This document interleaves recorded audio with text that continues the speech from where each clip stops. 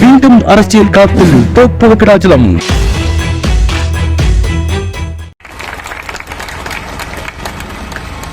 இது அழைத்து வரப்பட்ட கூட்டம் கிடையாது.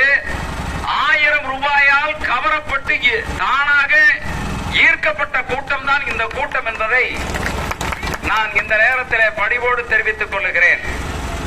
சொல்லுவார்கள் 1000 ரூபாயை ஸ்டாலின் அவர்கள் ஏழை குடும்பத்திற்கு கொடுத்து அவர்களை பிச்சைக்காரர்களாக மாற்றுகிறார்கள் என்று சொல்லி எதிர்க்கட்சியை சார்ந்தவர்கள் சொல்லுகிறார்கள். சொல்லுபவர்கள் சொல்லிவிடலாம்.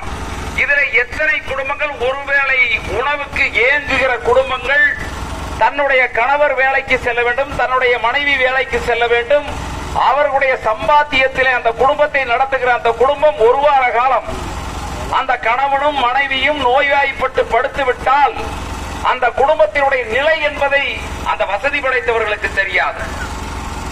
ஏழை மக்களுக்கு மட்டும்தான் ஏழை மக்களுடைய கஷ்டம் தெரியும். நல்ல மனது கொண்டவர்களுக்கு தான் ஏழை மனதுடைய மனது தெரியும். இதை அடையாளமாக வைத்துத்தான் மாண்புமிகு தமிழகத்தினுடைய முதலமைச்சர் உரிமை தொகை என்று சொல்லி தமிழ்நாட்டிலே 1,17,00,000 குடும்பங்களுக்கு மாதம் 1000 ரூபாயை அள்ளி கொடுத்த முதல்வர் நமது தமிழக முதல்வர் என்பதை நான் இந்த நேரத்தில் சுட்டிக்காட்ட விரும்புகிறேன். 1000 சரி, இந்த 1000 ரூபாய் வராதவர்களுக்கு நான் ஒரு உத்தரவாதத்தை இந்த நேரத்தில் தெரிவித்துக் கொள்கிறேன். தற்பொழுது 1,17,00,000 குடும்பங்களுக்கு முதலமைச்சர் தருகிறார். இன்னொரு கூடுதல் திட்டத்தை அறிவிப்பை அவர் வெளியிட்டிருக்கிறார். இந்த தேர்தலுக்கு பின்னால் இன்னும் 45 லட்சம் குடும்பங்களுக்கு மீண்டும் இந்த 1000 ரூபாய் பணம் வழங்கப்படும். இதில் ஏதாவது குடும்பங்கள் விடுபட்டிருந்தால் அந்த 45 லட்சம் அந்த பட்டியலில் உங்களுடைய பெயர் இடம்பெறக்கூடிய வாய்ப்பை இங்கிருக்கிற நவபாரதி அவர்களும் இருக்கிற கழக நிர்வாகி எடுத்து டிக்கெட் எடுக்கிறவங்களே கண்டக்டர் சண்டையா இருக்கு. ஆனால் இன்றைக்கு புடவையை பார்த்தாலே கண்டக்டர் முறைக்கிறார். அவர் வெளியே பேசவும் முடியல. பூரா டிக்கெட்டும் கிடையாது, காசும் கிடையாது. இந்த கவர்மெண்ட் இப்படி பண்ணிட்டு இருக்காங்க. எங்களுக்கு மட்டும் பென்ஷன் கிடையாது, ஆனா இவங்களுக்கு ஓசுல நாம கூட்டிட்டு போறோம்னு அவரு மனசுல நினைச்சிட்டு இருப்பாரு. வெளியே சொல்ல முடியாது. வெளியே சொன்னா வேலை போயிரு. ஆக 3 வருடத்திற்கு முன்பால் உங்களுக்கு இலவச பயணம் கிடையாது. இப்பொழுது இலவச பேருந்து பயணத்தை கொடுக்கிறார்கள். பேருந்திலே பயணம் செய்வதற்கு யாருக்கு கடந்த காலத்திலே தகுதி இருக்கிறது என்று சொன்னால் ஒரு எம்எல்ஏ இலவசமாக பேருந்திலே பயணம் செல்லலாம். ஒரு நாடாளுமன்ற உறுப்பினர் பேருந்திலே இலவசமாக பயணம் செய்யலாம். ஆனால் கடை கோடியிலே காலனி பகுதியிலே கூலி வேலைக்கு செல்லுகிற ஒரு பெண்ணுக்கு கூட இலவச பேருந்து பயணத்தை உருவாக்கி சரித்திரத்தில் இடம்பெற்ற முதலமைச்சர் நமது மாண்புமிகு முதலமைச்சர். இதையெல்லாம் நான் ஏதோ பெயரளவுக்கு சொல்லவில்லை. மனதால் ஈர்க்கப்பட்டு ஏழையுடைய வாழ்வு வளம் பெற வேண்டும் என்ற நோக்கத்திலே இந்த திட்டத்தை அவர் செயல்படுத்துகிறார். இந்த பெண்கள் நல்லா கேளுங்க. நீங்க காலையில வேலைக்கு போறதுக்கு பின்னாலும் உங்க பசங்களை எல்லாம் பள்ளிக்கூடத்துக்கு அனுப்பணும். அவசரமா காலையில அந்த குழந்தைகளுக்கு ஏதாவது ஒரு சாப்பாடு, ஒன்னா உப்புமா கலரணும், அரிசி பருப்பு போடணும், ஏதோ ஒண்ணு அந்த குழந்தைகளுக்கு பிடிச்ச சாப்பாட்டை நீங்க அவசரமா பண்ணீங்க. அந்த வேலையும் இன்னைக்கு இல்ல. என்ன ஏன்? காலையில இலவச சிற்றுண்டி திட்டத்தையும் மாண்புமிகு முதலமைச்சர் கொண்டு வந்து விட்டார். ஆக காலையிலே உங்களுக்கு குழந்தைகளுக்கு இலவச சிற்றுண்டி, மதிய நேரத்திலே சத்துணவு திட்டம், இரவு ஒரே வேளை உங்கள் குழந்தைகளை நீங்கள் பாதுகாத்தால் போதுமானது. அதற்காகத்தான் மாண்புமிகு முதலமைச்சர் அவர்கள் 1000 ரூபாயை மாதந்தோறும் உங்களுக்கு தருகிறார். பிச்சைக்காரர்கள் ஆக்கிறார் என்று சொல்லுகிறார்கள். இது சொட்டு நீர் பாசனத்தை போல. இது 1000 ரூபாய் அந்த குடும்பத்துக்கு எதுக்கு பத்து அப்படின்னு கேட்பாங்க. ஒரு சொட்டு நீர் பாசனம் சொட்டு சொட்டாகத்தான் அந்த மரத்திற்கு தண்ணீரை விடுகிறது. சொட்டு சொட்டாக தண்ணீர் விட்டு தொடர்ந்து அந்த தண்ணீரை விடுகிற பொழுது அந்த மரம் தொடர்ந்து வாழக்கூடிய ஒரு வாய்ப்பை பெறுகிறது. அதை போலத்தான் மாதம் 1000 ரூபாய் சிறிதாக இருந்தாலும் சொட்டு சொட்டாக நீங்கள் சேமிக்கிற பொழுது வருடம் 12,000, ஒரு அரசு 5 ஆண்டுகள் பதவியில இருந்தால் அது 60,000 ரூபாயை தொடக்கூடிய ஒரு மாபெரும் திட்டம் தான் இந்த 1000 ரூபாய் திட்டம் என்பதை மனதில் வைத்துக் கொள்ளுங்கள். இன்னொரு பெண்களுக்கு இனிமையான செய்தி. கேஸ் விலை எவ்வளவுக்கு விற்குது? சிலிண்டர் 1000, அவ்வளவுதானே? 1000 ரூபாய். இந்தியா கூட்டணி நமது சுப்பராயன் அவர்கள் கதிரறிவால் சின்னத்தில் நாளை வெற்றி பெற்று வந்து விட்டால் சிலிண்டர் 500 ரூபாய்க்கு வழங்கப்படும் என்று சொல்லி இருக்கிறார்கள். 500. இந்தியா கூட்டணியுடைய தேர்தல் அறிக்கை நீங்க நோட்டீஸ் வாங்கி பாருங்க. டீசல் எவ்வளவுங்க இப்போ? 90 ரூபாய். பெட்ரோல் 100 ரூபாய். இந்தியா கூட்டணி என்ன சொல்லி இருக்காங்க? நீங்க சுப்பராயனை வெற்றி பெற செய்தால் பாராளுமன்ற தேர்தலில் எங்களுடைய பிரதமர் வந்துவிட்டால் பெட்ரோல் விலை 75 ரூபாய், டீசல் விலை 65 ரூபாய்க்கு வழங்கப்படும் என்று தேர்தல் வாக்குறுதியிலே சொல்லி இருக்கிறார்கள். அப்புறம் இந்த டோல்கேட்ல 4 வழிச்சாலையில் போனீங்கன்னா நீங்க டோல்கேட் டோல் கொடுக்கணும். 200 ரூபாய், 300 ரூபாய், பைக்கு 100 ரூபாய் கொடுக்கணும்.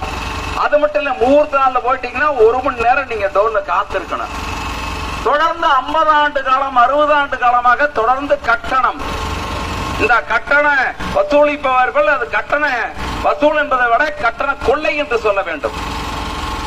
அதை இந்தியா கூட்டணி வெற்றி பெற்று ஆட்சி அமைந்து விட்டால் தமிழ்நாட்டிலே மட்டுமல்ல இந்தியாவில் இருக்க எல்லா டோல்கேட்டுகளும் அகற்றப்படும் என்று சொல்லி இருக்கிறார்கள். கேஸ் விலை 500, பெட்ரோல் விலை 75, டீசல் விலை 65, டோல்கேட்டு கிடையாது. இதெல்லாம் ரொம்ப ஆனந்தமா இருக்குதுல, நினைச்சே பார்க்க முடியாது. நீங்க இதையெல்லாம் மனதில் வைத்துக் கொள்ள. எதிர்கட்சிக்காரர் வருவாங்க, ஓட்டு கேட்பாங்க, அவங்க கிட்டையும் கோவப்பட வேண்டாம், சந்தோஷமா ரைட்டுங்க எல்லாம் உங்களுக்கு தான் சொல்லிருங்க. யாரையும் பகச்சுக்க வேண்டாம், எல்லாம் உங்களுக்கு தான். இப்படித்தான் பல பேர் ஏமாந்துடுறாங்க, அதே மாதிரி சொல்லுங்க. ஓட்டை மட்டும் நீங்கள் மறந்து விடாமல் கதிரறிவால் சின்னத்திற்கு நீங்கள் போடுகிற பொழுது எதிர்கட்சியினுடைய அந்த எண்ணத்திலே ஓட்டை விழ வேண்டும் தவிர உங்கள் ஓட்டு கதிரறிவாளுக்கு விழ வேண்டும் என்பதை நீங்கள் மனதில் நிறுத்திக் கொள்ளுங்கள். அதே போல மத்திய அரசாங்கத்திலே மக்கள் இந்தியா கூட்டணி ஆட்சி அமைந்து விட்டால் மாணவர்கள் நிறைய வந்திருக்கிறார்கள். கல்வி கடன் ரத்து செய்யப்படும் என்று சொல்லி இருக்கிறார்கள். ஏற்கனவே நமது முதலமைச்சர் புதுமை பெண் திட்டம் என்கிற திட்டத்தின் மூலமாக ஒரு மாணவனுக்கு மாதம் 1000, மாணவியாக இருந்தால் மாதம் 1000, ஒரு வருடத்துக்கு 12,000 ரூபாய். 5 வருடங்கள் கல்லூரியிலே படித்தால் அந்த மாணவனுக்கும் மாணவிக்கும் 5 வருடங்கள் கழித்து படிப்பை முடித்து வெளியே வருகிற பொழுது 60,000 ரூபாய் தமிழ்நாடு அரசாங்கம் டெபாசிட் செய்கிறது. ஆக இது ஏழைகளுக்கான அரசாங்கம். ஆக இதையெல்லாம் நீங்கள் கருத்திலே கொண்டு இந்த துடுப்பதி பகுதியை பொறுத்த வரையில இப்பொழுது கடுமையான வறட்சி, இது நெசவாளர் பகுதி. இப்பொழுது கடும் மின் தட்டுப்பாடு இருக்க வேண்டும், ஆனால் மின் தட்டுப்பாடு எங்கும் கிடையாது. இதில் யாருக்கு வருத்தம்னா எதிர்கட்சிக்காரர் கொஞ்சம் வருத்தம். கரண்ட் போகணும், நாம இந்த கவர்மெண்ட்டை தொடர்ந்து பேசணும் அப்படின்னு நினைக்கிறாங்க.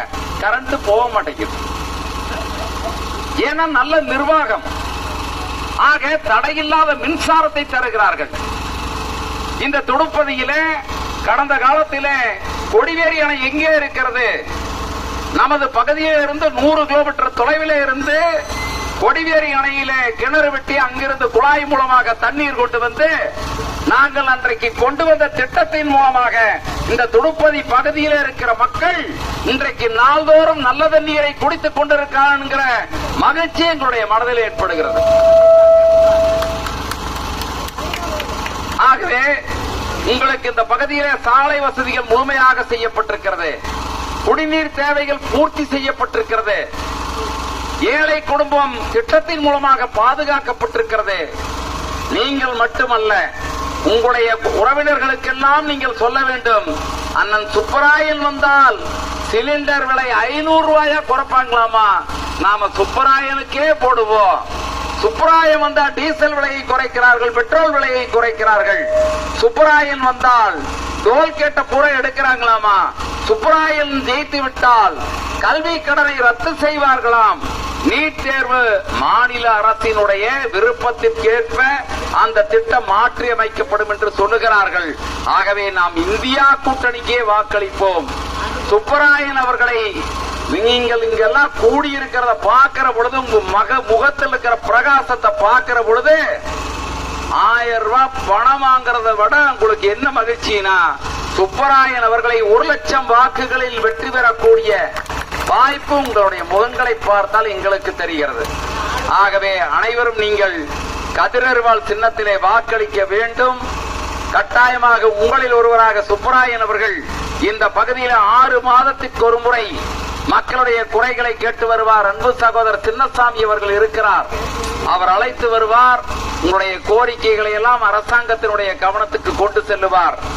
ஆகவே நீங்கள் கதிரறிவாள் சின்னத்திற்கு வாக்களித்து மாபெரும் வெற்றியை தேடித்தர வேண்டும் என்று கேட்டுக்கொண்டு, இப்ப அதை அடைச்சு போட்டாங்க. ஒவ்வொரு முறையும் நான் போய் அந்த பாலத்தில் போய் சுத்தி வரேன். நானும் சொன்ன எடுக்க சொல்லி எடுத்தா ஆக்சிடென்ட் ஆகி செத்து போயிடறாங்க. சரி, எடுத்தா ஆக்சிடென்ட் ஆகி செத்து போயிடறாங்க, நாம ஏதாவது சொல்லி எடுத்துட்டா 4 பேர் செத்து போயிட்டாங்கன்னா அந்த பழிபாவம் நம்மளுக்கு எதுக்கு நான் கம்மிட்டு இருந்துட்டேன். ஆனா அதுக்கு உங்களுக்கு ஒரு விடிவு பிறந்து விட்டது. என்ன விடிவு? நமது நாடாளுமன்ற உறுப்பினர் சுப்பராயன் அவர்கள் நாடாளுமன்றத்திலே கோரிக்கை வைத்து பெருந்துறையிலே துடுப்பதி பிரிவிலே மேம்பாலம் சேங்ஷன் ஆகிவிட்டது. இந்த தேர்தல் முடிந்ததும் மேம்பால பணி ஆரம்பிக்கப்படும். 1 வருட காலத்திலே அந்த மேம்பால பணி முடிக்கப்படும். நீங்க எங்கே தடுப்பும் கிடையாது, ஒண்ணும் கிடையாது. வண்டி பார்க்க நேரா சல்லுன்னு 90 இந்த பக்கம் அங்க இந்த பக்கம் போலாம், அந்த பக்கம் இந்த பக்கம் எல்லாம் பஸ் பெரிய பஸ்ல ஏறி போலாம், நடந்து போலாம், வண்டியில போலாம், எதுல வேணாலும் போயிட்டே இருக்கலாம். அவ்வளவுதானுங்க.